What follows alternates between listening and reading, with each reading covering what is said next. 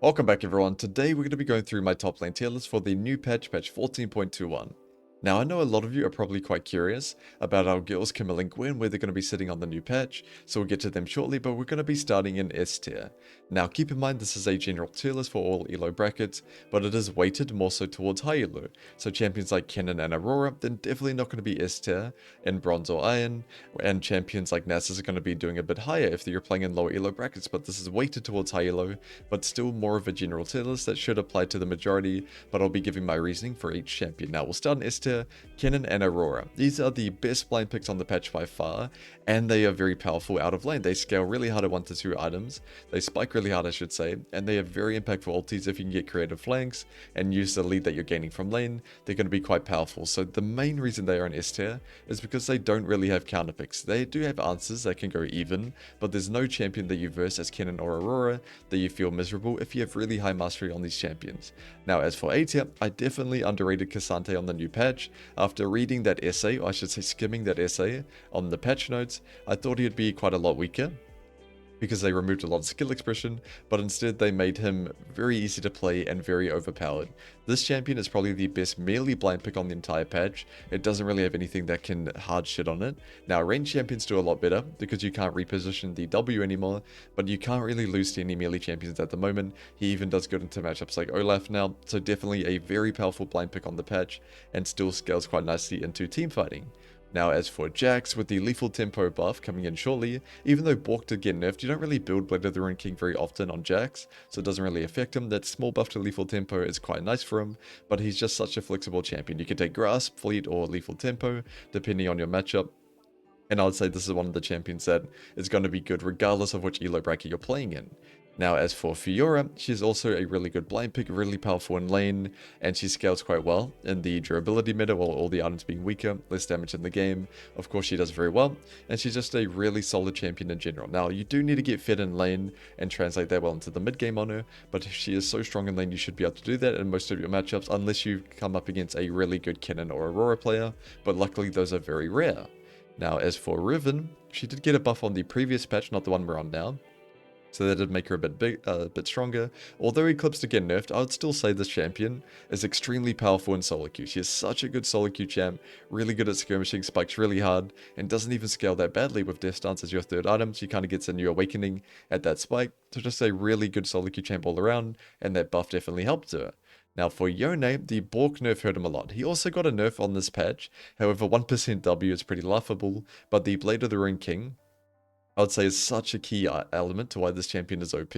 So the nerf to that item definitely hurt him. So I'm going to be bumping him down from S tier to A tier, especially because he struggles in lower elo brackets as well. Now Camille, this is quite a painful nerf I would say, especially the HP and W, but keep in mind it only matters in the extremely hard matchups. So against champions like Jax or Renekton, it's definitely going to matter a lot, but those matchups were quite difficult anyway. If you can still go even and get to Triforce unscathed on this champion, it's going to be relatively the same, still extremely powerful. Her early laning is just a lot weaker, but if you can play your lane well and maybe even win your lane or go even, it's still going to be a very similar champion, that really dominant S tier or A tier champion that you're used to.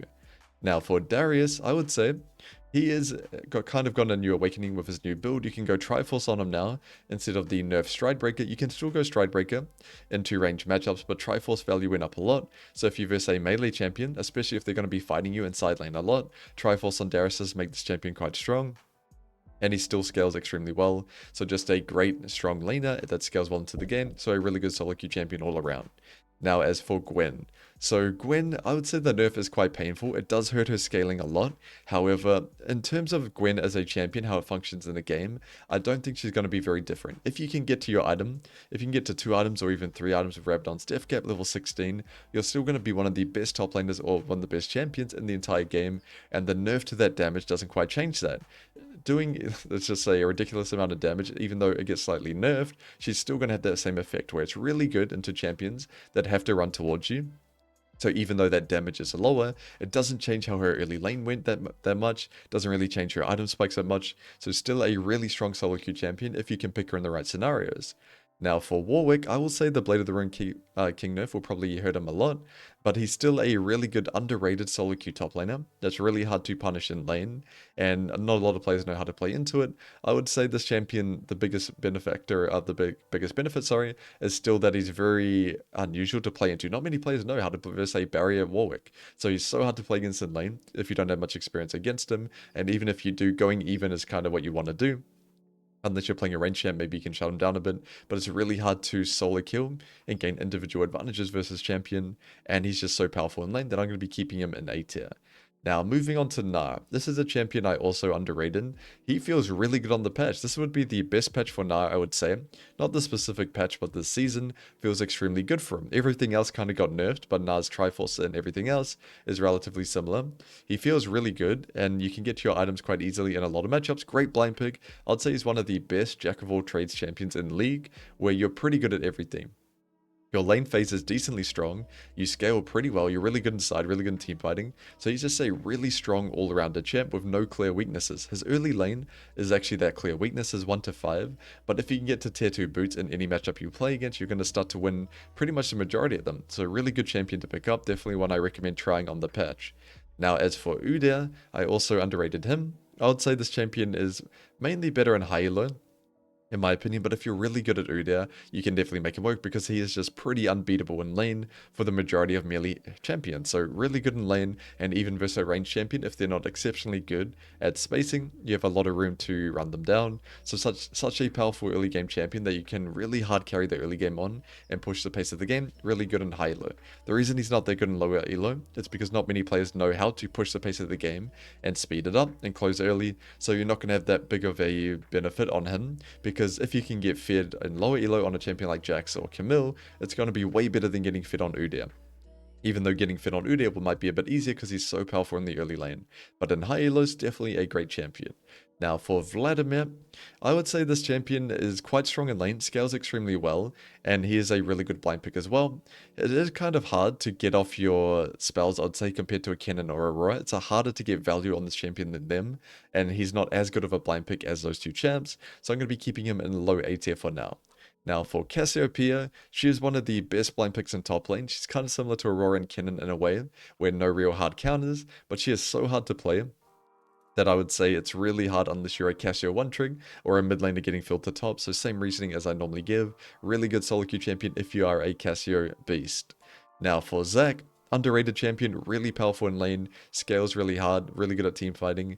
He does have some hard matchups, don't get me wrong. Like a good Fiora might give you some trouble, or a good Olaf or Darius, but even those matchups are definitely playable, and you spike really hard at Bramble Vest early on. Bramble Balmies, you just do infinite damage, infinite sustain in lane, so a really good champion in top lane. Now Malphite, only pick Malphite in the right scenarios, so if you're picking him into a heavy AD, and a mobile comp, like they have a Aphelios and Jace and champs like that, the champion is always going to be A-tier. Never pick him if it's a bad Malphite game.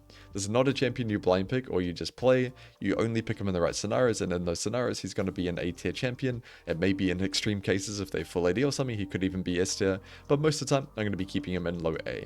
Now, as for Gragas, the reason he's here is because he's one of the best blind picks in the game still. He doesn't really scale or carry as hard as a Kennen or Aurora, I should say spike, not scale. He doesn't really translate his lead as well as them, but he's still a really good champion in terms of never losing your lane and being able to bully a lot of melee champions like Jax or even Camille. It can be quite hard for them. So a really powerful laner and really, and I'd say decent in team fighting, good at skirmishing. So a pretty solid low A tier champion across the board. Moving on to B tier. Now, some of you might be surprised to see Teemo up here, but I actually think this champion is quite powerful. I'd compare him to Aurora and Kennen in the way where you're really powerful across so many different matchups. However, the reason he's nowhere near their tier is just because he doesn't really translate that lead, that lane oppression, into the rest of the game. He's not that strong in side lane. He doesn't have any really useful ability in a team fight. Sure, you can go to Baron early and set up 20 shrooms everywhere, but if your opponent knows what a sweeper does or pink wards, you're not going to get that much value on this champion. He's just so good in lane and so good as a blind pick. Now, as for Olaf, he's really struggling still with the mana problems. You can take Presence of Mind and get away with it, but it's just not the best meta for him. Still a strong solo queue champ though, with a lot of carry potential, so definitely still a high B tier. Now, Rengar, this champion is just so good in solo queue if you're a Rengar one-trick. If you have really high mastery on the champion, you can make him work, so that's the reasoning for that there. I've seen a lot of builds with Grasp or Conqueror, depending on the matchup, and Ravenous Hydra Rush, and then once he has Ravenous Hydra, he's pretty much untouchable in lane. He just one-shots every wave and you can roam around, so a really good playstyle for a solo queue champ. And Dr.Mundo, this champion is good in solo queue, I'd say mainly as a counter pick. You don't want to play it into any bad matchups, but if you're in a decent matchup or an even one, where you can hit tower in front of your opponent at Warmogs, you're going to get a lot of value on this champ, and you can actually take cookies now. The permanent max HP can allow you to get your Warmogs activated at level 9 if you get enough grass procs and things of that nature, so pretty good tech you can run on him. And for Tryndamere, this champion, I would have assumed he'd have more lethal tempo in the higher brackets especially, or maybe even the lower brackets, but I still think this champion is just really good with Grasp and Ravenous Hydra, and there are some really good Korean Tryndamere players at the moment that almost never take lethal tempo, so don't get baited by it too much. Maybe on this new patch, they might try it a bit more, but from what I've seen, they only take Grasp, and they get a lot of value on this champion, the Neutralizer playstyle. Now, Mordekaiser, he did receive a pretty big nerf on the previous patch, so that's why he's going to be lower here, but still a pretty good solo queue champ. He's really solid, I'd say. He's going to be, you know, middle to high B tier in any elo bracket. Just a really solid solo queue champion, but not overpowered or underpowered or anything like that.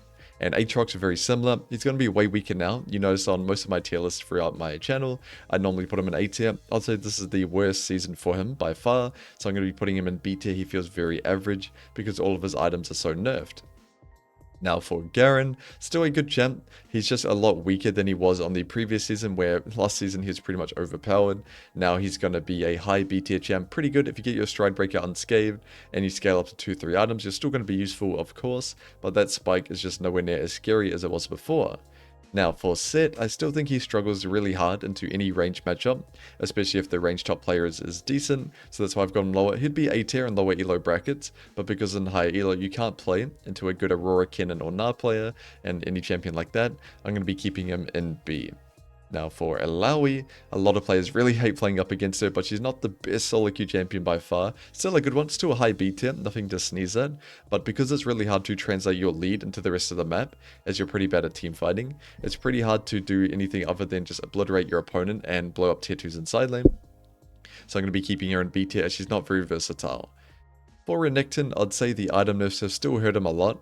He's not a bad champion in solo queue by any means. If you can use your 1-2 item spike really well and speed up that pace of the game and look for a lot of early fights, you can get value on him, but still not the strongest champion. And similar reasoning for Wukong, where I did really like Wukong in the previous patch, especially a previous season, especially with the Grasp tech, but now he is a little bit weaker as all of the items he liked to build did get nerfed, and he just has a lot of hard matchups as well, especially AP champs. And for Volibear, he did just receive a mini nerf on this new patch, 2 seconds on E. It's not the biggest nerf of all time, but this champion is pretty similar to Illaoi in the sense where it's pretty hard to translate your lead from lane into the rest of the map, unless you just obliterate your lane, but he definitely has the ability to do so, especially against melee champions. Now for Kled, I kind of like this champion. I'd say I want to put him a bit higher, but I'm not sure how he does in lower elo brackets. I haven't seen him enough, but in higher elo brackets, I'd say this champion is really good if you can snowball. If you can get a hit on this champ, it's really hard to play against actually. Especially if they go Profane Hydra, they can just one-shot the wave and roam around, look for proactive plays with ulti, really good at skirmishing, you can just dive top if you get a lead. So quite a interesting champion, and if you can make it work, if you get fit in the early game, really powerful in solo queue. And as for Pantheon, still a pretty good solo queue champ. I wouldn't put him any higher than B tier, as his items did get really nerfed. He doesn't really have a great build at the moment, but still really impressive in lane, has a global ulti of course, so not a bad champ at all. Now for Shen, I did definitely underrate him on my previous tier list, however I'm not going to put him any higher than B tier. I know his win rates are great and everyone loves citing the win rate, but Shen as a solo queue champion I'm just not going to put higher than B tier, because he doesn't really have what you're looking for in a solo queue champ. His lane is pretty good, not amazing. There are a lot of counter picks, good range shot players, or good players playing champs like Jax or Olaf can be quite tricky, and it's really hard to translate your lead to the rest of the map without getting behind. So if you ulti somewhere and you're not dominating your lane and you're not getting prio, which is really hard to do on Shen by the way, getting pushed against a good player, then you're just going to lose 2 plates, and if your opponent TP counter ganks that, you're going to be way weaker than the majority of champions you play against. So of course versus a bad player, or an easy matchup, this champion is going to be good because you can get push or you can get fed in the early lane by getting kills, by taunting onto them. But if you're against somebody that knows what they're doing and you can't win trades and get prio, it's really hard to ult around. And even though he's a tank, he's not that good at team fighting, his kit as a whole. So just not a champion that I would put higher than B tier, but still a lot stronger than he was in previous seasons. I agree, I definitely underrated him before, but I'm going to settle him nicely in the middle of the pack of B tier. Now for Akali, I only want to see this champion as a counter pick, but I still think it's really good if you can pick it into a champion like Jax, for example, or a Gwen. You can really get fit in lane, especially if you go TP Ignite and play till 6. Once you have level 6, you have a lot of kill threat against these champions, so a great counter pick top laner. Now for Urgot, there is some more variety now. I've seen some phase rush Urgots boosting it around, so he's pretty decent, I'd say, that you can take PTA or phase depending on the matchup, but I still think he's a middle of the pack B tier champion regardless. And as for Rumble, I underrated him a little bit. The nerfs did hit him quite hard, but he's still quite powerful in the early lane, still a champion to avoid in lower elo brackets in my opinion, unless you just really love him, then you can go hard. Now for Irelia, the buffs to her, I'd say it's not really the biggest buff at all. It's quite a small buff. I know Rai's quite scared to let her be overpowered again. There are a lot of seasons where this champion was unplayable to play against. Now she's kind of unplayable to play, unless you're a hard Irelia main. But even after the buffs, I don't think she's going to be any higher than B tier. Now for Jace, I think the nerf to Eclipse still hurts this guy quite a lot, and especially with damage just being lower in the game. You're a full damage champ, that's all you provide to a team comp, so he's going to be low B tier, maybe even C tier depending on the bracket. And as for Nocturne, I'd say the Stride Breaker nerf still hurts him a little bit, and everyone, damage being less in the game, not that good for him. But if you take the Jack of all trades build, it could still make him work, especially up against low mobility carries like a Jinx or a Phelios. You can get a lot of value, especially if other champions on your team want to go in. So if you have a Rel or a Zac Jungle or something like that, you can get a lot of value. You might have seen it at Worlds, they go Aurora with Nocturne as a combo, things of that nature, really, really powerful. Now for Trundle, he's kind of a low elo stomping champ in my opinion. I do like him with lethal tempo now, but still really unplayable into even a good Teemo player or Kennen or Aurora. It's going to be really hard to get value on this champ, apart from just pushing side 24/7. But if you can do that, and if you're up against a good matchup or a tank, and you can just keep them stuck under Tower of Suffering, and maybe even hit tower in front of them, champion's going to be really good. Similar reasoning for Yorick, you need to verse a champion that you can get away with the 1 to 5 being so weak, and then just be able to pressure them inside, make it so they're unable to move. If you verse a hard matchup on this champ, you're going to struggle. Although he does do better into range matchups than Trundle does, of course, I'd still say he's not as valuable as Trundle in terms of how much pressure he can bring to a game. Now for Poppy, kind of a neutralizer top. She is pretty good in lane, I would say, but out of lane not that useful. Of course, if you verse Camille, Lee Sin, Rakan, your champ's going to be OP. So make sure you only pick her in the right scenarios. But if you just blind pick her, or pick her when she's not that good, versus like a mage, like a Jinx Hui comp or something, you're not really going to be that useful. Now as for Ornn, he's a pretty solid tank, one of the better tanks, I'd say. But he's still Ornn and solo queue. Your carry potential is so low, even though your laning phase is fine, your team fighting is pretty strong, he's still a tank in solo queue, so I'm not going to be putting him any higher than B, as your carry potential is quite low. Moving down to C tier. Now as for Nasus, I'm going to be demoting him from B tier to C tier, keeping in mind in elo brackets below Emerald, he's still going to be A tier champion most likely, or high B, but the reason I've got him so low is because the nerf to his E quite a few patches ago, where the wave clear got really cooked, and now a nerf to his Q and his lifesteal, it's just going to be really hard for you to get to that Triforce spike unscathed on this champion now, so I'm going to be demoting him down to C tier, because up against an experienced laner, it can be really hard for the Nasus to get away with it. Now as for Gangplank, even though he got a buff, I'm going to be moving him up a little bit because of the buff. It is a nice quality of life, but he's still going to have the same problems as before, where not really a good build for him, and really hard to get through your lane phase unscathed in certain matchups. Now as for Kayle, I'm going to be demoting her. I did think she'd be a bit better on this season. I was wrong. She's still with the same champion, even with lethal tempo. Really hard to get through your lane unscathed, even 1v1, but especially in regards to jungle ganks. So just a hard champion to execute, especially playing around grubs. I think the second they added grubs to the game, Kayle became really hard to pick without sabotaging your team, because as we know, your jungler does not care if you get pushed. They don't care how your matchup's going. They are going to run to grubs, so you need to be ready for it.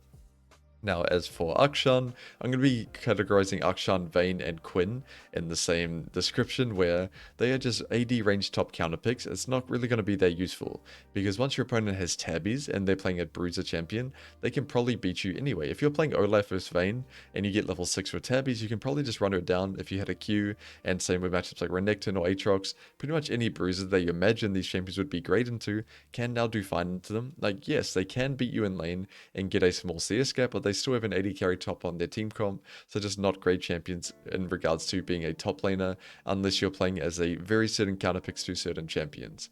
Now, as for Briar, I think this champion can snowball quite well, but it's not a great top lane champion. It has a lot of hard matchups and pretty hard to play your lane without feeding the enemy jungler, so I'm going to be keeping her in C tier. Now, Ryze is a tricky one for me to place. I actually want to put him in A tier, because I think he does really well as an answer to champions like Aurora and champions like Kennen. He does really good as a counter pick to them and a champion like Rumble, but other than that, it's pretty hard to pick him. Into a tank, they can stack Gnar and start to beat you up. It's really hard to survive ganks on this champion. If you verse a bruiser champion, they have a lot of kill threat onto you, so I think he's really hard to pick. But if you're using him only as a counter pick to Aurora, Kennen, Teemo type champions, and you're really good at the champion, you can get a lot of value on him. Now, as for Yasuo, I think this champion should be kept away from top lane, but if you pick him as a counter pick only to champions like Gnar, you can definitely make him work. Or if you're playing duo with your jungler, they're playing an AP knockup champ like a Gragas or a Sejuani, then sure, you can make him work. But I think this champion is best used only as a counter pick, and other than that, don't play him in top lane. Moving on to D tier. Now, as for Chogs, I'm going to be keeping Cho'gath, Sion, and Sint in the same category. They are just so weak early game that it's pretty hard to get a lot of value onto them. They don't even really scale that well. Especially champions like Cho'gath, it's really hard to survive ganks on this champ without being a free food for the enemy jungler. So it's really hard not only to play 1v1 on these champions, but survive ganks as well. Sint, you have a bit more leeway, as you can proxy, but he's not really as useful in team fights as the other champs as well.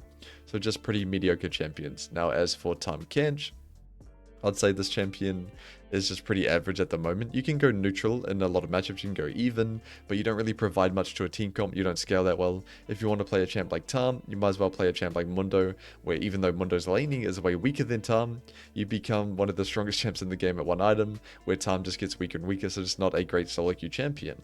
Now, as for Karma, similar reasoning to Tahm, you can go even or win a lot of matchups, but you don't really provide much to a comp.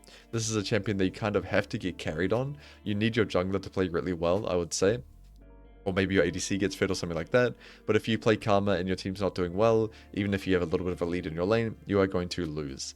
And as for Skarner, I actually think he's not as bad as I imagined before, but just comparing him to all these other champions, I just think other than the cheese you can do, where you can knock your opponent under tower, that's really all he's got. Other than that, if you don't get fed, you're just a really weak tank champion in top lane.